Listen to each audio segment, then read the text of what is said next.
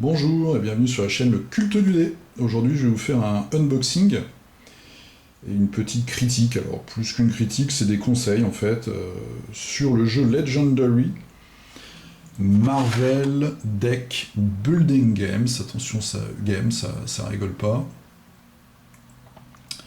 Donc c'est le premier jeu de la gamme Legendary. Je vais vous mettre un lien, enfin mettre plusieurs liens d'ailleurs, dans la description de cette vidéo. Puisqu'ils ont sorti assez récemment une variation sur le thème de Alien. Ça c'est un jeu, le Marvel, qui date de 2012. Et le Alien, je pense qu'il est de fin 2014, début 2015. Fin 2014 plutôt. Donc je vais vous mettre des liens vers la chaîne des jeux sur la table et la chaîne de Belgium Guy. Ils ont fait des unboxings et des parties de la variante, enfin de la nouvelle boîte, avec l'univers d'Alien. Variante qui visiblement corrige des petits défauts de cette boîte-là, qui est vraiment la boîte de base 2012, donc c'est la toute première boîte.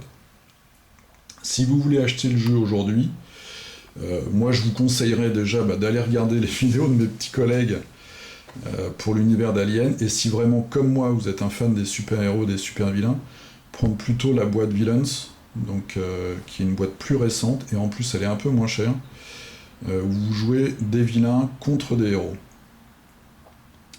Pourquoi moi j'ai pris cette boîte là, je vais vous dire ça vite fait. C'est déjà parce que j'adore les super-héros, enfin j'aime bien les super-vilains aussi, hein, mais j'aime tout ce qui est univers comics, et avant de l'acheter j'ai regardé sur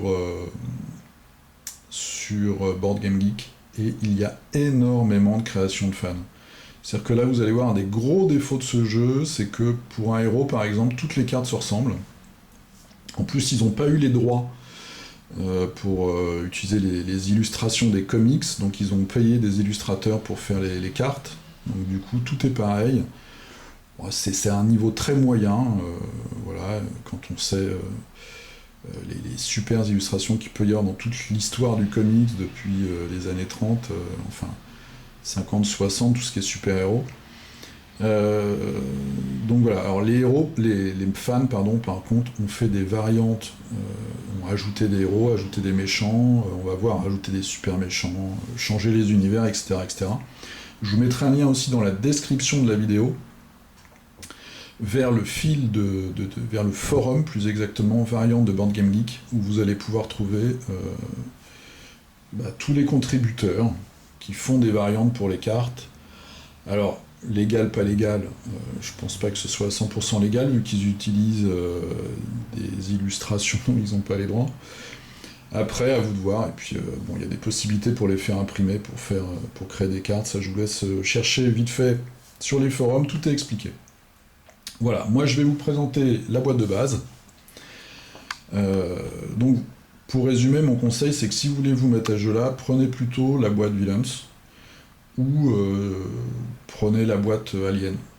Voilà, les mécaniques et les illustrations sont peut-être plus sympas. Sachant que j'ai regardé sur le site de Upper Deck, c'est le fabricant du jeu, Upper Deck, méga zoom.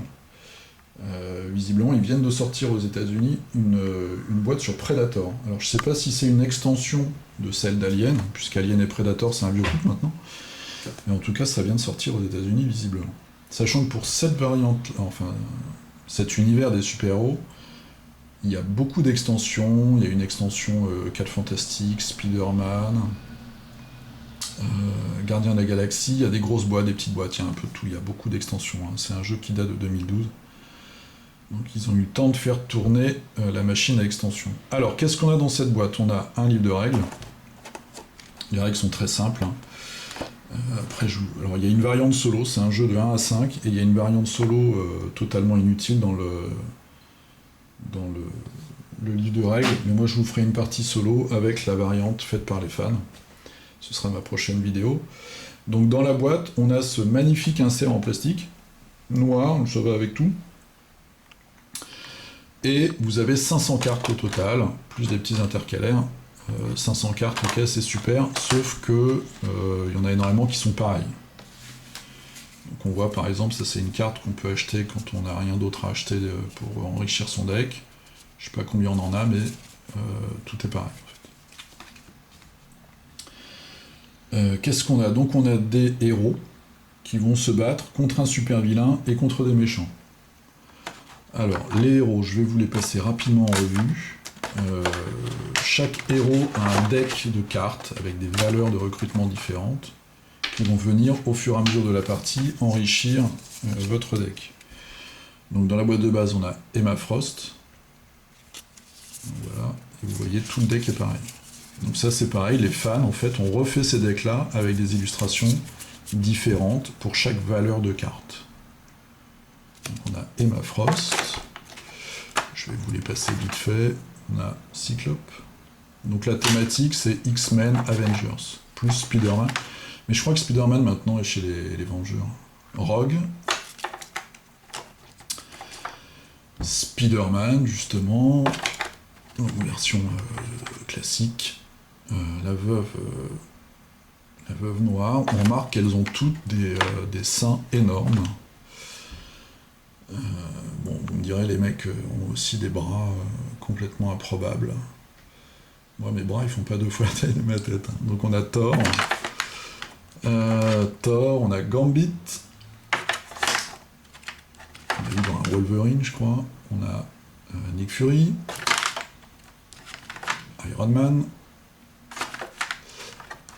Donc je vous montre qu'une illustration, ce qui est toujours la même. Deadpool. Et Storm. Voilà, ça c'est les gentils. Donc on a aussi Captain America. J'ai déjà mis en place ma partie pour la partie solo. Œil de faucon, Hawkeye, Hulk. Et il y en a un quatrième qui se planque dans mon deck. C'est pas Hulk, on l'a déjà vu. Voilà. Voilà. Wolverine.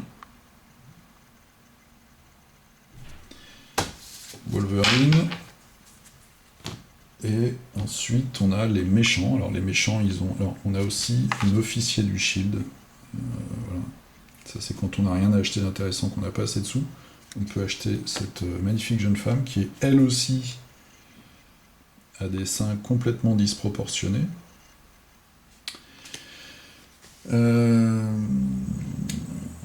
Donc ça c'est pour les gentils. Ensuite on va combattre, alors je vais mettre ça de côté.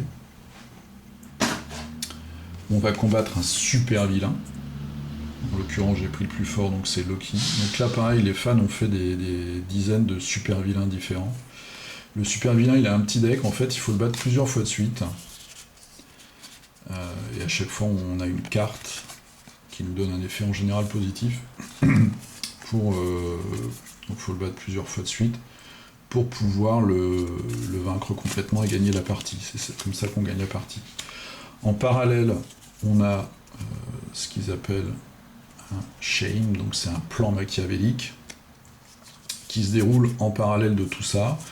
Donc il y a cambriolage de banque, évasion de prison, de super-héros, guerre civile parmi les héros, libérer le pouvoir du cube cosmique, enfin il y a un tas de choses comme ça. Les fans là aussi ont fait énormément de variantes, et comme vous le voyez, l'illustration est la même tout le temps, et ben, les fans aussi ont fait des illustrations différentes, ils ont même repris les plans de base, comme les héros d'ailleurs, avec des illustrations différentes à chaque fois. On a des blessures, ici c'est Wolverine qui est en train de se faire esquinter, et puis des bystanders, donc des passants, des civils qu'on va pouvoir libérer. Et on a les méchants, donc on a à la fois des groupes de méchants, donc là par exemple c'est les Skrulls, qui vont être des groupes de cartes avec différentes illustrations, différentes valeurs, différentes habilités qu'on voit ici. Et des groupes aussi de suivants. Là on voit donc dans mon deck vilain, j'ai deux groupes de méchants, ça c'est les ennemis d'Asgard, donc c'est l'Enchantress. Et l'Enchantress, les images sont pas top, quoi. Il y a vraiment des super images dans la collection de comics. Et Henchman, c'est quoi? Ça va être... c'est les sbires. Voilà, il y a aussi un groupe de sbires, un deck de sbires, où toutes les cartes sont pareilles cette fois-ci. Qui sont un peu moins puissants, et qui vont être mélangés dans un deck comme ça, le villain deck. Et les cartes vont avancer au fur et à mesure dans la ville. On voit, on a le pont, les rues, les toits, la banque et les égouts. Et donc ça va avancer, les vilains vont pouvoir s'évader. Et donc on voit, dans le deck, on va construire, on va avoir des cartes qui vont déclencher le plan machiavélique, on va avoir des civils, donc on va avoir d'autres vilains. On va voir ça, c'est Power Strike, Master Strike, pardon. Ça veut dire que cette carte-là, quand on la tire, elle déclenche l'effet du vilain, du super vilain. En l'occurrence, pour Loki, il faut Master Strike, il faut avoir dans sa main une carte avec le gros point vert, ou alors on se prend une blessure dans son deck, voilà, etc., etc. Donc au fur et à mesure des tours, de toute façon, je vais vous faire une partie solo avec la variante. Et puis on a le héros deck qui est ici, donc on va construire avec toutes les cartes des héros qu'on a choisis. Et ça va nous donner comme ça une ligne de cartes qu'on va pouvoir acheter pour enrichir notre deck de départ. Deck de départ qui est un deck de 12 cartes, donc 2 x 6, puisque notre main à l'origine elle fait 6 cartes. Et à chaque tour on va tirer des cartes des vilains qui vont avancer, et puis nous on va pouvoir jouer notre main. Donc là on voit au début on a 2 types de cartes seulement, on a les Troopers du Shield, qui font une blessure, c'est ici le chiffre avec la petite griffe, ou alors qui nous donnent un point d'étoile, c'est un point de recrutement, pour justement acheter les cartes qui sont ici. Donc par exemple, cette carte-là, de Hulk, Growing Anger, donc furie, colère grandissante, elle coûte 3. Elle me donne 2 blessures, plus une blessure pour chaque carte dans ma main qui possède l'icône gros point vert. Et on voit Hulk, il a l'icône Avengers et l'icône aussi gros point vert, donc c'est force en fait. Voilà, donc on va enrichir au fur et à mesure son deck en achetant des cartes. On peut aussi, on voit ici on a un grand espace chaos, on peut en défausser complètement de sa main pour essayer de nettoyer son deck, suivant ce qui se passe. Voilà, donc je vous ai fait une revue très sommaire, hein. Je vous ferai une partie avec la variante solo. Donc comme je vous l'ai dit, moi je l'ai acheté surtout parce que j'adore les super-héros, et parce que ça me donne une base en fait, pour y ajouter moult variantes. Vu que moi j'aime beaucoup les vieux super-héros, les super-héros de Kirby, etc. J'aime beaucoup tout ce qui est la période de X-Men avec Chris Claremont et John Byrne, donc la mort de Phoenix, la première, parce que je crois que depuis elle est morte un certain nombre de fois.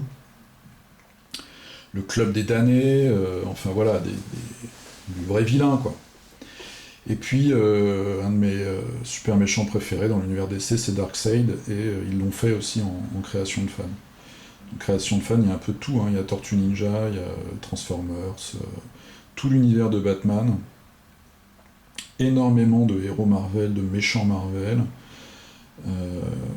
avec les extensions et les petites mécaniques qui sont ajoutées, eh bien les fans ont également ajouté des mécaniques. En parlant, je vais vous montrer deux, trois cartes quand même.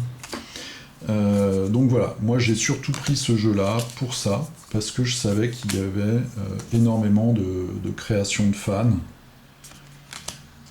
Parce que le jeu quand même coûte entre 70 et 75 € pour... bon, il y a 500 cartes, mais je tire toujours les mêmes. La guine, quoi. C'est quand même cher, je trouve. Non mais c'est vraiment la guine. Hein. Alors, voilà, ça c'est un autre méchant. Oumir. Il y avait une super carte là, chez les Krul que j'aime beaucoup. Enfin, voilà, je vous ai mis donc des liens vers la variante Alien. Je vous encourage à aller regarder. Et puis aussi vers le forum de Board Game Geek, et vous allez voir la richesse des créations de fans. C'est hallucinant. En plus, les fans discutent entre eux avant de créer les cartes, donc les mécanismes sont validés par plusieurs personnes. Comme c'est un jeu qui est assez ancien, qui date de 2012, je vais faire ça à la barbare, parce que sinon je vais pas trouver ce que je veux. Voilà, c'est ma carte préférée, évidemment. La reine Véranque.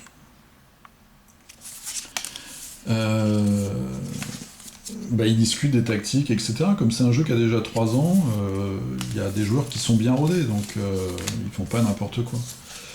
Vous allez voir, le nombre de variantes est assez énorme.